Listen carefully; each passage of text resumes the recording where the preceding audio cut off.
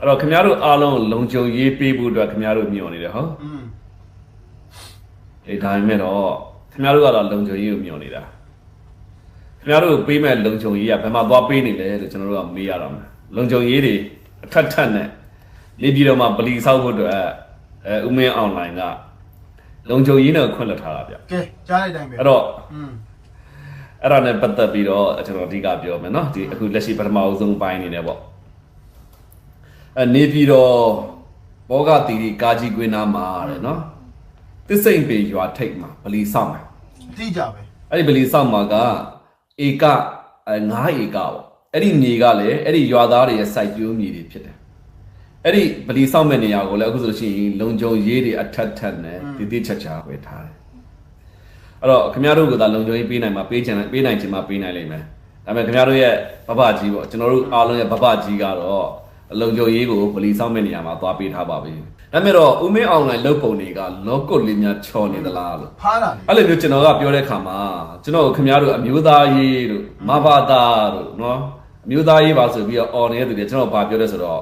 ကျွန်တော်ဆွဆွဲတယ်ကျွန်တော်ဟာဘင်္ဂါလီပါတဲ့နော်ကျွန်တော်ဟာမွတ်စလင်ဘာသာဝင်ပါတဲ့ဟုတ်လားအခုလက်ရှိခင်ဗျားတို့ဆွဆွဲတာကိုတကယ်တမ်းလုပ်နေတာကခင်ဗျားတို့ရဲ့ဘဘကြီးဦးမင်းအောင်လိုင်းကိုယ်တိုင်က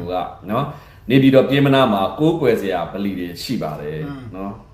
ဒါပေမဲ့လောကုတ်ချော်ပြီးတော့နိုင်ငံတော်အစ်စ်9ဧကဗလီနှလုံးတော်စောက်ခွင့်ပေးမှာဗလီတော်မှာရိုးတန်းဗလီမဟုတ်ဘူးနော်ဆိုနီဗလီနဲ့ရှီယာဗလီပေါ့နော်ခင်ဗျားတို့မျိုးသားရေးသမားဒါမျိုးကြတော့ခင်ဗျားတို့ပါဇက်တွေပိတ်နေကြတယ်နော်ကျွန်တော်အမှမွတ်စလင်ပါဆိုပြီးတော့ဆွဆွဲဆိုနေတဲ့သူတွေခင်ဗျားတို့ပါဇက်တွေအခုချိန်မှာဘာလုပ်နေကြလဲနော်ဒီကိစ္စတော့ဒေါအောင်ဆန်းစုကြည်လုပ်လေဒေါအောင်ဆန်းစုကြည်ကိုခင်ဗျားတို့ကကလမပြောမယ်ဟာသိမလားဒေါ်စုကြည်လုပ်ရင်ခင်ဗျားတို့ဒေါ်စုကြည်က OIC ရဲ့ထောက်ခံစားတဲ့ပေးစာကန်းစာတွေယူထားတယ်ဒေါ်စုကြည်ကမျိုးပြအောင်လုပ်နေတယ်ခင်ဗျားတို့ပြောမယ်ဟုတ်တယ်ဟုတ်ကိုမောင်ပြောတဲ့ခါမှာလည်းဟာကိုမောင် OIC ကဝယ်လိုက်ပြီလို့ကိုမောင် OIC ကပေးစာကန်းစာတွေစားထားတယ်လို့ဟလားကိုမောင်သာလုပ်မယ်ဟဲ့ဆိုရင်ပေါ့ဗျာနော်ကျွန်တော်သာအားပေးမိမယ်ဆိုလို့ရှိရင်အခုခင်ဗျားတို့ရဲ့ဘဘကြီးကိုယ်တိုင်ကခင်ဗျားတို့ကျွန်တော်တို့ရဲ့ဘဘကြီးကိုယ်တိုင်ကလှုပ်တဲ့အခါကျတော့ခင်ဗျားတို့ဘာများပြောရဲလဲခင်ဗျားတို့အဲ့ဒီမဘာသားတွေနော်ခင်ဗျားတို့အမျိုးသားရေးပါအော်နေပြီးတော့ခါတဲ့အပါသားကိုချစ်ပါတယ်သာသနာကိုချစ်ပါတယ်ကျွန်တော်တို့မှဟိုကလုပ်ပြမယ်ဒီကလုပ်ပြမယ်ဆိုတော့အဲ့ဒီအမျိုးသားရေးနော်တကယ်မဘာသားစစ်စစ်တွေဘယ်ရောက်ကုန်လဲဘယ်ချောင်းကတ်နေကုန်လဲအော်ဖို့ကောင်းတယ်နော်ညီနေရဆိုလန်ဆိုင်ချင်တယ်အဲ့တော့ခင်ဗျားတို့ကိုခင်ဗျားတို့အမျိုးသားရေးလို့မဘာသာလို့မအော်နဲ့ဗျာမခေါ်နဲ့ဗျာနော်ဒီဗလီဆောက်ချင်းကိစ္စသူနဲ့မဆိုင်တာကိုလုပ်နေတာကျွန်တော်ပြောတာနော်စောက်တာမစောက်တာကိုကျွန်တော်မပြောချင်ဘူးကျွန်တော်ဆိုလို့ချင်တာသူနဲ့မဆိုင်တာလောကုတွေတအားချော်လာအဲ့အစ္စလမ်တွေတောင်မှစောက်ချင်ရလားခင်ဗျားတို့သွားမေးကြည့်ရော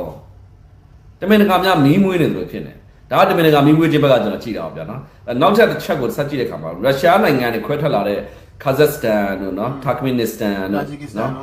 Uzbekistan တို့ဒါတွေက Muslim majority country တွေနော်အဲ့တော့အဲ့နိုင်ငံတွေထဲကိုမျက်နှာရဖို့အတွက်အဲ့ဒီနိုင်ငံတွေနဲ့ပေါင်းတဲ့အခါမှာပေါ့ဗျာနော်ကျွန်တော်ကြည့်ရတာလောကုတ်အရန်ချော်ဖို့အတွက်အဲ့မှာခင်ဗျားတို့နိုင်ငံကိုကျွန်တော်ခင်ဗျားတို့နိုင်ငံကိုခင်ဗျားတို့ကျွန်တော်ဆွဆွဲတယ်လို့ဒါကိုကျွန်တော်ဆွဆွဲမှုခြေပါတာနော်ကျွန်တော်ကိုခင်ဗျားတို့ဆွဆွဲနေ OIC ကပေးစာကန်းစာစားရတယ်ဆိုပြီးခင်ဗျားတို့ဆွဆွဲနေပြီမဲ့အေးတကယ်လုပ်နေတာခင်ဗျားတို့ရဲ့ဘဘကြီးနော်ခင်ဗျားတို့ကျွန်တော်ရဲ့ဘဘကြီးကိုယ်တိုင်ကအမှသွားပြီးအမှအခုသွားတွေ့တယ်အခုရောက်နေတဲ့နိုင်ငံတော်မှာပဲကာဇက်စတန်လို့ခေါ်တယ်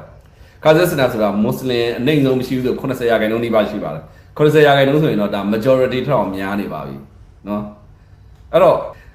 ဘာကြောင့်လဲဆိုတော့ဒေါအောင်ဆန်းစုကြည်လက်ထက်မှာခင်ဗျားတို့ကျွန်တော်တို့ဒီမဘာသာတွေဗျာနော်ကျွန်တော်တို့ဒီစန်းစန်းတမန်နဲ့ဒေါ်စုကြည်ကိုကန့်ကွက်တာဟာဒေါ်စုကြည်ကအစ္စလာမ်ဘာသာနိုင်ငံဖြစ်အောင်လုပ်နေတာလူခွင့်ရရှည်တန်းတင်တာအဲ့ပါဇက်တွေဘယ်ရောက်ကုန်ပြီလဲကွာကျွန်တော်မေးချင်တယ်အဲ့ပါဇက်တွေတိတ်စိတ်နဲ့သူတို့ဘာလုပ်တဲ့ခါကျတော့ချက်ချင်းနိုင်ငံသူတို့ဘာ OIC နိုင်ငံဖြစ်သွားတယ်နော်သူတို့ဘာ OIC အဖွဲ့ဝင်ဖြစ်သွားတယ်သူတို့ဘာမွတ်စလင်တွေဖြစ်ကုန်တယ်အမှတ်ကြရောအေးကောင်းရောကွာ